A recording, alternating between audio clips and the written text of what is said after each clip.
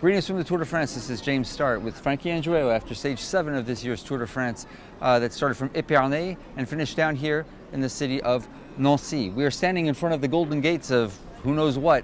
Of Nancy. The Place Stanislas. There you go. Check that out. Surrounded by golden gates, all four corners. Many golden. After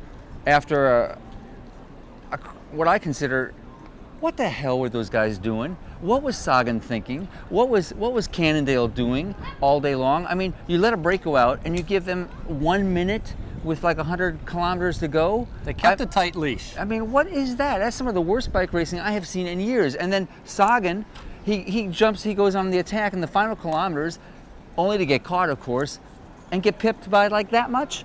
Yeah, but who else was going to be able to ride to be able to have a finish on that kind of day? I mean, Sagan was kind of the favorite, and of course Cannondale rode all day long. I was impressed by Sagan. You know, he was there on the climb. He went over the tack over the top of the climb. Then they started to get caught. He shook his legs twice. Boom, boom. All right, I'm ready for the sprint. And he lost by this much, but he almost won. Pretty impressive ride. But Matteo Trentin, Centimeter. Big win for Quick-Step, for sure, especially with Cavendish out, and didn't really expect it, didn't see that coming. So that was a big win for them. But then a lot of destruction on the day, too. Absolutely. More crashes, especially in the end. We had both Americans got taken down. TJ Van Garderen got taken down from Movistar, you know, kind of took out his rear wheel. Talansky, a nasty crash at the end. And, you know, also at Puma from BMC is out. Matthias Frank from IAM is out. And yesterday, Contador lost Jesus Hernandez. So we see some of these key mountain guys that these teams brought to be able to help them as we're getting ready to go into the mountains. They're losing their support. They're losing their strength. And so that kind of makes it a little bit more interesting. But also, these next couple days as we go into the mountains, I mean, for TJ and for Talansky, these guys who crashed, it takes a couple days to kind of come back. You know, you're going to be so stiff and you're not feeling that good. And it's not exactly the best time to go through that. So these guys are really going to have to, you know, they're tough, and they're gonna have to be even tougher. They're gonna have to suck it up. I saw Andrew at the finish as he rolling by. He seemed more angry than anything, but that was a full speed crash, and that's gotta hurt, and that's gonna take its toll. I'm not sure if Simon Guerin's fault or not, but it seemed like Simon came right over on his wheel, and that's why Talansky like high-sided it down. Cavendish, we know when he crashed Guerin's, he called and apologized. We'll see if an apology comes. Well, we'll see, and I'm sure that they're viewing the replays as we speak. But the real hitters came to the front today on the little small climb, you know, and so for Bretagne Sachs, their best placed guy was 58th.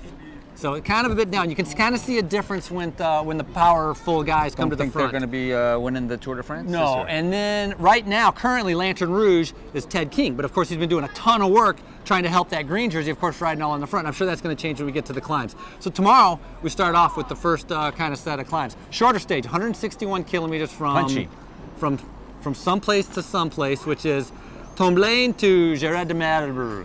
That's pretty good. Yeah. Tomblain de Gérard de Mer. Yeah. So 2 Cat 2s with a finishing category 3, 13% grade on that Cat 3, all 10% average. So it's a tough little kicker. KOM jersey probably will change hands. And for Kwiatkowski, he probably will come into the white jersey and be able to wear it like as a first place rider. Or Bardet. But who's going to control the race? Who's going to control the race for the win? I'd like to see the silent assassin, Valverde, have Movistar get up there and go for it. Otherwise, I don't know who's going to come to the front to control the race. Well, I would like to see if Sagan could actually pull out a victory.